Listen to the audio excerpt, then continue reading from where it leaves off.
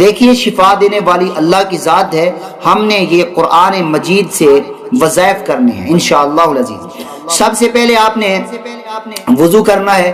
وضو کر چکنے کے بعد آپ نے 1 پاؤ گندم کا آٹا گوندنا ہے، پھر اس کا ایک پیڑا بنا لینا ہے. سب سے پہلے آپ نے تاک مرتبہ درود پاک پڑھنا ہے. درود پاک پڑھ کر پھر اس کے بعد ترتیب یہی رکھنی ہے جو بتا رہا ہوں.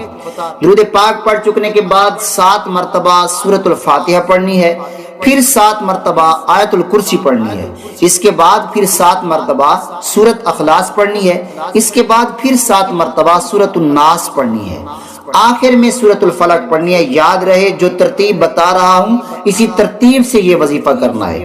پھر آخر میں تاک مرتبہ درود پاک پڑھنا ہے. یہ سب کچھ پڑھ کر اس آٹے پر دم کرنا ہے. دم کر کے اپنے اس بد نظری والے جانور کو کھلا دینا ہے.